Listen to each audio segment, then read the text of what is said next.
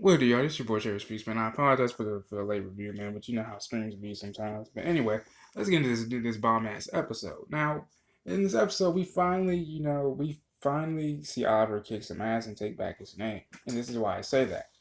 For a little while, I felt like being in level two, obviously Oliver always had his head on the swivel, trying to get the hell out of Slab side.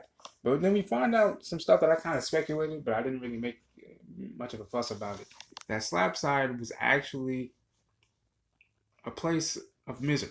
And I say that because, so many, when you get to level two, man, you get your brain fried. And so as a matter of fact, Jared Parker, the psychiatrist, the wicked psychiatrist, what I call him, literally has been in so many damn court cases, man, and all of them settled out of court for some reason. Three of them did at least, due to malpractice. And a guy by the name of, I think his name was John or Josh Peterson, was one of his patients at one point. He started to experience heavy amnesia. And I guess that's pretty much what like Dr. Parker was trying to do to Oliver. He was trying to pretty much erase him. And Felicity and Dinah and Laurel figured that out, and I'm glad they did. Now, mind you, Oliver does have an ally aside from that one guy, because Felicity was looking for her husband. We learned that hey, he went to level two. So with the information that Natalia gave that they found out when they went into the big room, because remember that one guy that Oliver beat the crap out of, he actually went into that room and didn't make it out alive. So that prompted Oliver's curiosity into what the hell is back there. And we find out what's back there. That's where Dr. Parker goes to kill them. He has a twisted bell practice. Even Natalia was like, for someone who was my student, you sure fell for something so damn stupid and a lie. Like, the man, obviously the man's killing people and no one knows about it. His methods of quote unquote reforming, prisoners is just way out the line. It's a medieval type shit, if you ask me. It's just modernized medievalness, if you ask me. But anyway, Natalia has an agenda of her own. She wants to get the fuck out of Slabside too. Who wouldn't? But before she goes and Natalia and Oliver fight off a word of security and shit like that, it was a pretty epic ass fight scene, if you ask me. They actually, after they transfer the data via flash drive, Oliver gives the flash drive to Natalia. He said, "Look, give this to my wife."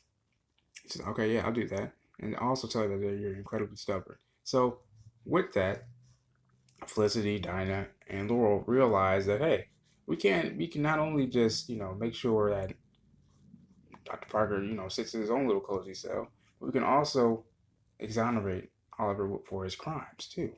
So that hopefully that's what happens next week as well. But then we also see Curtis having to deal with, and I've been waiting for this. I did a video on this too. How Curtis, has been changing. At first he was really hesitant on doing missions like this because he hasn't been able to do it ever since Oliver got arrested. He was like, "Nah, man, Mr. Terrific is done." But then John reminded him, like, "Look, man, you got 14 PhDs, double digits, and six different languages. Mr. Terrific, you're a bronze medalist decathlon. Mr. Terrific isn't something that you sideline. He's not an alter ego. That's just who you are. You know, as you know, I know, this was the episode where Curtis had to, go undercover as like a biochemist. And he really showed out, man. He really did his thing. He's like during like one of the buys, he had a little trap rig for the guys. Boom, like he just it was so damn badass. It was really 007 like. But they find out after doing a little mission report, even though it was just on the books, op. Curtis realizes that what Lila was trying to do back a couple episodes ago, where she did some intel, some work off of Argus's behind Argus's back that rubbed John the wrong way. Turns out she copied the bank information because it was money laundering, and I guess they found this painting because remember there was this painting that Lila and Dig tried to use to get some information on somebody, right? And it was that very painting that they were trying to hide. I guess it was a 19th century French painting, and John's like, wait a minute, so wait, you mean to tell me you took Rob here just to decipher a meaning? He said, yo, Curtis like, yo, look, it's art. It always has a hidden meaning. Now they have to figure out what painting is trying to tell. Because remember that this is something, now mind you, this is something that Argus doesn't want anybody to know, so it has to be something like really fucking big for both Lila to go behind Argus' back to do, and for Curtis to find out, and for Argus to hide. Period. So I wonder what that really is. I look forward to seeing that next week as well. The other thing I want to just talk about is how Felicity was able to track down the Silencer again up in Moscow. And I'm thinking, okay, he must be there. She must be there with Ricardo Diaz because then that way he can get more serum because he probably went through that shit. Fucking roid junkie. So we see him in Moscow, and I'm just like, wait.